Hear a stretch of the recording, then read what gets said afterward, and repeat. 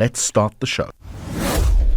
Heart Business on Heart 1027 with Jeremy Maggs and MoneyWeb. Now, here's an interesting question. Why are South Africans prioritizing covering education expenses from their two-pot savings? Now, according to the latest data from Discovery, around 20% say they're going to use the money to cover education-related expenses. And obviously, this highlights the deepening cost of living crisis faced by South Africans and where to prioritize your money. Well, let's get a further perspective on this now. I'm joined by Arno Jansen van Vuren, who's Managing Director at the education insurance provider FutureWise. Arno, good evening to you and a very warm welcome. This is interesting. Why do you think South Africans are prioritizing education? Thanks, Jeremy. Yeah, thanks for the opportunity to be on. I must say it was very interesting to see the stats coming out of Discovery saying 20% of two-pot withdrawals are going for education expenses. And I think what that shows us is just how deep this cost of living crisis is really stretching in South Africa. And I think it goes deeper than that. I think it speaks to the utilized and understood cost of education, and South Africans generally do not make sufficient allowance in their budgets for education costs. And that gets us in a deep problem. And these stats are just highlighting those facts. It highlights the deep cost of living crisis, but I'm also assuming that it would point a finger towards increasing education inflation.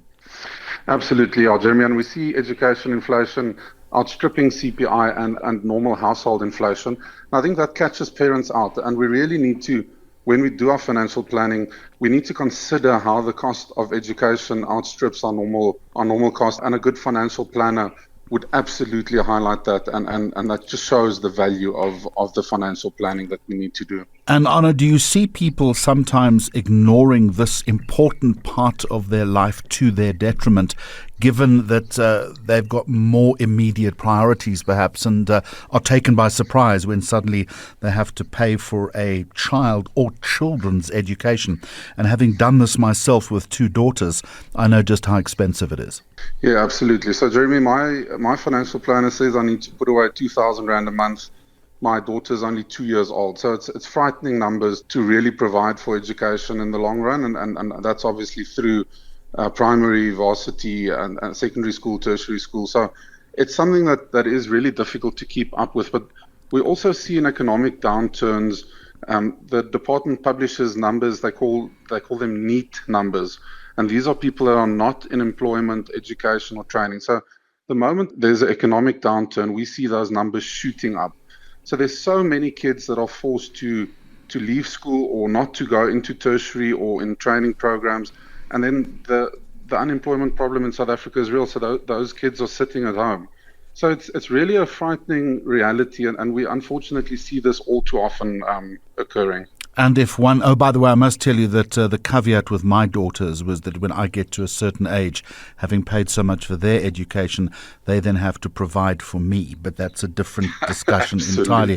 What I do want to say, though, is that there's a trickle-down or a knock-on effect as far as the economic growth of this country is concerned, because if we're not prioritizing education, if those rising NEET rates, as you say, are becoming more and more problematic, people are not going into the right professions, that has a real impact on GDP. Yeah, absolutely. And that's the frightening reality is what we do today impacts the reality of our country tomorrow and in years to come. And that's why at FutureWise we really believe that educating our youth and ensuring for education attainment and access to financial education and education in general is really the way to sort out a lot of South Africa's issues. So, Anna, give me a sense then of the financial tools or alternatives that are available for families looking to secure your children's education. And you spoke to me about the 2,000 Rand a month on a single child. Is that kind of a benchmark, or how do you work out that figure? So that figure would be dependent on your assumptions on what schools your kids are going to go to and for how long and what kind of education they get. And that's in terms of savings products. So savings products is one component of the financial tools available. And then I think the other one that's not always understood is insurance. Insurance is actually a very big part of understanding your kids' education costs. Because if something were to happen to you, your ability to save for your kids' education or to take a second job or to make a plan for their education falls away completely, whether that's death or disability or whatever that life scenario is.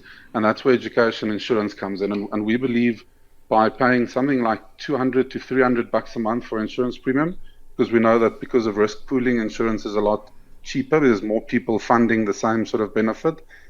We can see kids being educated if something happens to their parents. I think a mix between education insurance, which is a new category, traditional life insurance to cover debts and day-to-day expenses, and saving for your kids' education and sticking to their savings plans. Those are basically the three things that you need to look into as parents. All right, let me challenge you a little bit then. 200 to 300 rand a month for your child's education seems very realistic, but it's all about what it covers and what is hidden in the small print. Yes, absolutely, and I think that's where we try and be very open, and we try and be very transparent and make our products very, very sort of easy to understand. We have a very specific cover amount that the policies would cover. That would be in line with a good government school or an entry-level private institution and all the good local universities for that sort of risk premium. But there are people that will want more expensive schools than that the policy won't cover for, and that's where your savings comes in. And also the other thing to remember is if nothing happens to you, a insurance policy is basically null and void, and that's where the small print, like you say, comes in. Which policies offer you value-added benefits from day one? Where do you get cashbacks?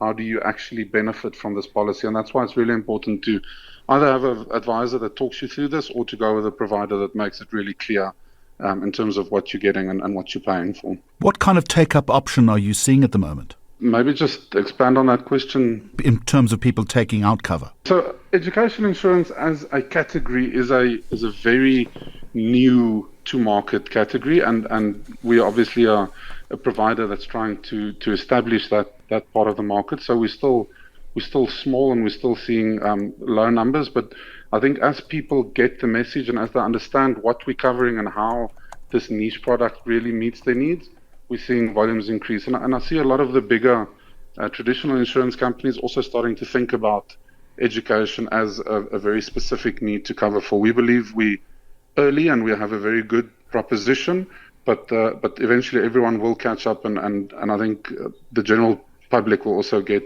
to know education insurance a lot better. Like we know funeral is a very big part of our day-to-day in South African lexicon. Just very quickly, I want to tackle you on costs, because often education insurance policies may not keep up with the rising costs of education, particularly in countries like ours, where you've mentioned education inflation is often higher than normal or regular inflation.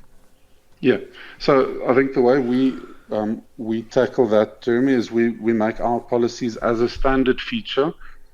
They increase with a CPI X plus 1% inflation to make sure that we get that rising cost while the premium is in payment. But then you also need to remember, once a claim occurs, if something happens to me today, my little baby will get 20 years worth of cover from FutureWise.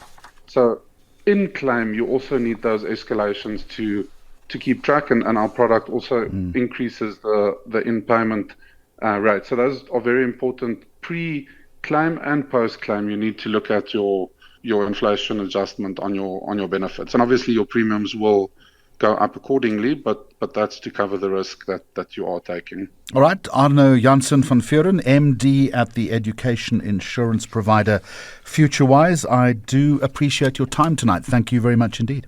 Thanks, Jeremy. Great speaking to you. Hot Business on Hot 102.7 with Jeremy Maggs and MoneyWeb.